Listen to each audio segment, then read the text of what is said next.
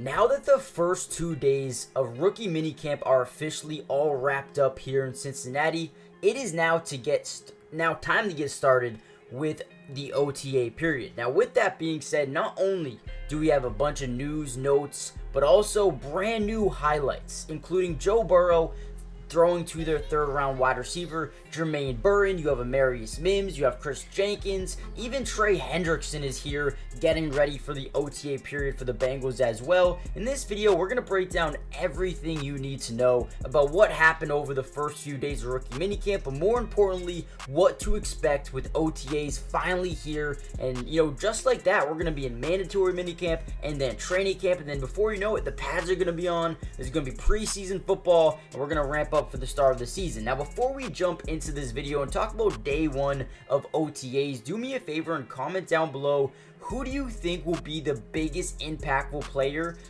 this season for the Bengals? Is it Joe Burrow coming off an injury? Is it a guy like Jamar Chase? Who do you think will have the biggest impact this season? Either a rookie or a veteran, but also as for the rookie class, who do you think will make the biggest impact day one for the rookie class as well? And with that being said, let's dive right into the video. Now, right away, we get to see a lot of Joe Burrow. Now, the big thing about Joe Burrow is coming off an injury, right? He had surgery to repair a bunch of torn ligaments in his right wrist. It ended his 2023 season after 10 games, but since then, he's been throwing. Early April is when he was fully clear for everything except for contact, and right now, patience is the key. Patience is the virtue, and right now, their main priority is keeping Joe Burrow healthy. Now, obviously, from the jump, they have done a really good job adding talent, adding guys in here to do just that, right? You talk about Orlando Brown and Trent Brown as the tackles, but then you bring in a guy in Amarius Mims who has potential to not only be a day one starter battling out with Trent Brown, but also could be the future here at the tackle position for Joe Burrow and this team going forward. Now, again, their main priority is keeping him healthy. That is the most important thing in football, right?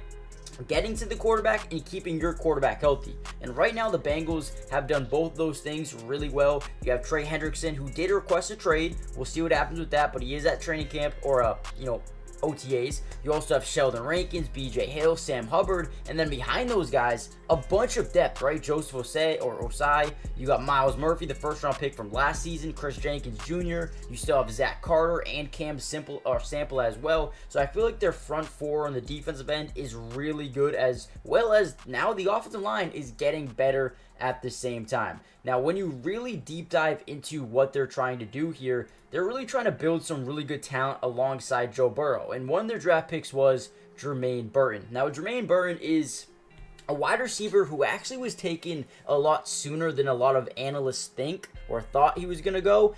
A lot of them had him going in the 5th round, right? But he went in the 3rd round to the Bengals with pick 16 overall. And this is a guy I think very highly of, right? He's rarely bothered by physical route redirection. He's got quick plant and open for stop routes and back shoulder fades. He always comes back to the football, making sure or not allowing DBs to be able to come back and, get a big-time interception on the jump route or anything like that.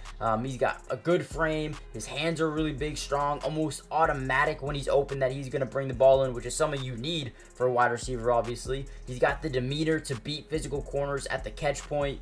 He's a premium deep ball tracker with know-how to control late catch space as well. And once he has the football in his hands, he is always a threat to make a big-time play. And then another thing about him, very, very productive in the red zone type of area. This was a guy they didn't think that they were going to be able to snag, but once it hit the 3rd round, they were like, listen, we just got to put all of our eggs in one basket and take this man maybe a little bit early, but man, if he doesn't come back to us in the 4th or 5th, they would have hated it. So I think they really did like the selection here of Jermaine Burton, and we already are starting to see him connect with Joe Burrow at a high level. Guys, real quickly, before we get even further into this video, hit that like button just so we can get this video out to more Bengals fans. Subscribe if you're new, it's free, doesn't cost anything, and we will be covering the rest of the Bengals OTA period, which is over the next few weeks, and then mandatory minicamp, training camp, preseason. We're going to cover it all. Highlights, news, notes, analysis, everything you guys need to know going forward. Join the family, turn on post notifications. Now, that leaves a lot of things up for debate here. Is T. Higgins going to get traded? Will he play this year? All expectations right now is that T. Higgins will play for the Bengals, at least for the first half of the season, and maybe, who knows, they trade him at the deadline, which would then open up a massive spot for Jermaine Burton to step in and just be a day one player. So right away, look at this draft. You draft 3 guys that could be day one starters for this team. 1 in Jermaine Burton, 2 in Amarius Mims, and then 3, I have a lot of confidence in Chris Jenkins as well. And then one of my biggest sleepers from this draft class, Eric All Jr. Now, he is scheduled or projected to be the 4th tight end off the depth chart, but if you ask me, this dude has insane potential to develop into a big-time starter at the NFL level. Again, a guy who went in the 4th round was projected to go 5th or 6th, so again, you see one thing with the Bengals, they're going to take their guys. No matter where they are in the draft, they're going to reach up for their guy if need be, and this is one of the areas they thought, yeah, we got to reach up once again. He played with Michigan, but listen, when you talk about him as a ball player, great agility, great athleticism. He's got a very good route tree as well. Starting into the NFL with a route tree like his, very hard to find. He's capable of stretching the field with those West Coast routes. He's, snaps off intermediate open or outs to open up throwing windows for the quarterback. And he's got a good blend of elusiveness and toughness after the catch. One of those guys you just want to get the football to because he can make things happen after the catch and turn a little play into a big play.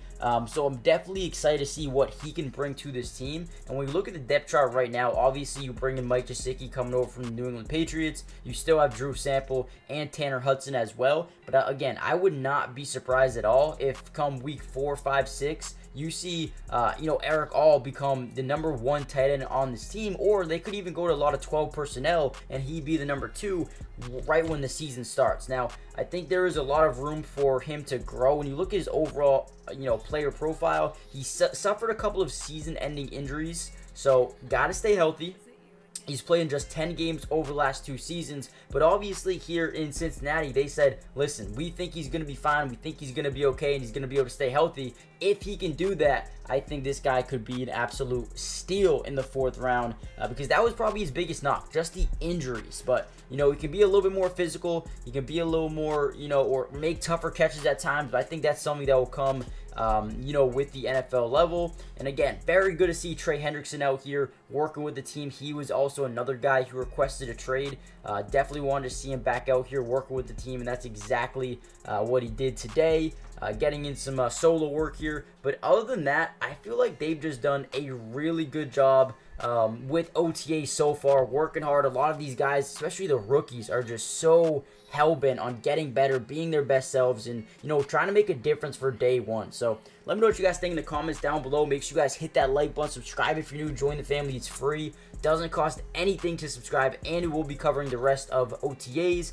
mandatory minicamp, training camp, preseason, everything. We got you guys covered. And like I said, comment down below, who are you most excited to see from this rookie class, and who do you think will have the biggest impact come day one of the regular season?